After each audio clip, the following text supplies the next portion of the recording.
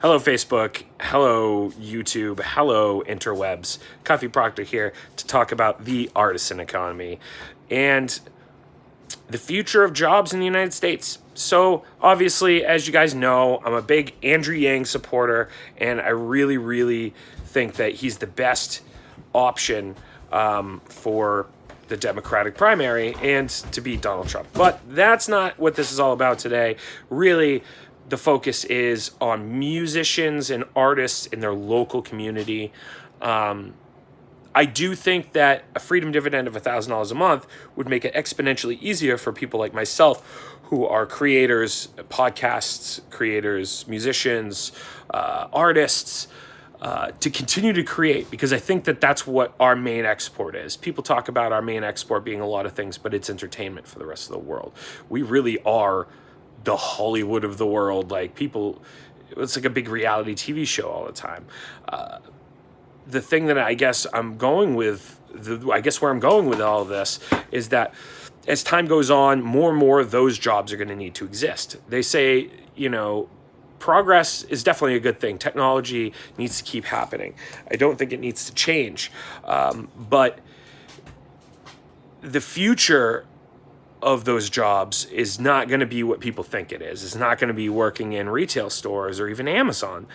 Labor intensive, simple manufacturing jobs are not going to exist anymore. And even retail labor, call centers, the list goes on. So as a musician, I think it's important that we talk about the artisan economy and what it means as an artist to continue to try to emphasize those things. So a big part of that is, what do you do for your local community musically? Like, when you're playing a show, do you spend the time promoting for that show, or do you think it's the promoter's responsibility? I mean, I feel like a lot of musicians put a lot of weight on promoters and venues to do promoting, when in reality it's their responsibility to promote their band, their art, their project, their products, whatever it is that they're trying to create, whatever they're trying to do with it.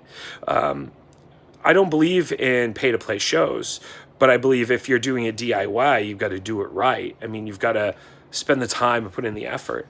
I saw something from a promoter asking, like, what do you do when you have a band that reaches out for months and months and you finally put them on the bill and they do zero to promote it? And then they're still like, well, why aren't you putting me on the bill? It's like, dude, because you haven't really put in the time and the effort into promoting your band, your project, the show that you're playing that I put you on, whatever it may be. But I guess where this goes is that I think that ties in kind of to the fact that if people have more time to put into bands, in their art, in their music, in their creation, promotion, shows, flyers, recordings, any of those things, those creative facets, I think it's only going to do good things for the community. But I do think that it's also an important part is, like, is it a big focus for the local community to continue to grow and pull more people into it? Because we're in New England, we're not a community of just cover bands. Like, we have a lot of originals, a lot of original type of acts, all different types of music and genres, genre types. It's really, I think, absurd to think that the artisan community won't continue to flourish as long as we put in the work too. I mean, that's the big part of this, is that, shit, best case scenario, Andrew Yang becomes president. We're getting $1,000 a month to do what we want. We can move out of the job we hate. You can move into the place you want. You can do what you want to do with it. Start a bakery, all of these different things. How much time do you put that same type of devotion that you put into your job into it? And will it be more? Because people go to their jobs and they fucking hate their job. They're not happy. Even the ones that kind of like their jobs, it's not everything. But imagine what we would create if we were passionate about it. Not everyone's a creator. Not everyone's a musician. And even some of the ones that aren't very good, and objectively, to some people. I don't look at it that way. I look at it as creative passion and art, and I don't give a shit whether it sounds good to me. I know that the person that's making it, it's their creation, it's their art, their expression. So, and I think that that's an important way to look at it. But aside of the hippy dippy bullshit, I think the important part is that the stuff that isn't good will cycle itself out. The stuff that is good will catch on.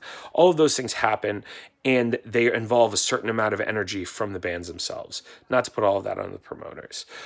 So artisan economies, I think, are the future, but they're important, especially as we grow towards technology and we go into bars less and less. I think people are listening to more and more music, but how are they obtaining it? Are they getting it online? Are they getting it from a show that they saw? It was different when I was younger. I'd go see in bands. I'd go out, see a show, bands I never heard of, pick up their demos, their merch. I like them because they're amazing live. That's not as common now. We need to bring that back. And the only way to do that is to reinforce that artisan economy, reinforce your local music community, reinforce what it is that you're doing, double down on you and your passions and what you're good at. But you got to learn to be objective as to whether it's something that's going somewhere for you or not. If you feel passionate about it, fuck everything else. Eventually, it will work. If you really are passionate and driven on it, somebody's going to bite. May not be everybody, but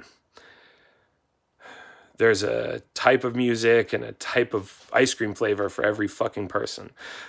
Daniel Johnston is a good example of that. He's not everybody's slice of cake, I guess. But I think he's amazing personally, as a writer and an expressive writer.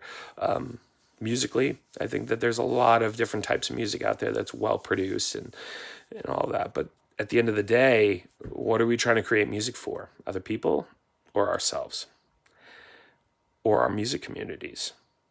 So, yeah. Think about that the next time you're playing or you're creating or you're thinking about going out to a show and then you decide to stay in. Support your locals. Support your local music community and arts and creativity because it's important. I think it's the future of our society in general, but especially in this country, it becomes exponentially important to pave the way for the future artisan economy. Thanks again for listening to me babble on about nothing and nonsense for 8 minutes. But as always, if you get a chance, subscribe and like below. Thanks again.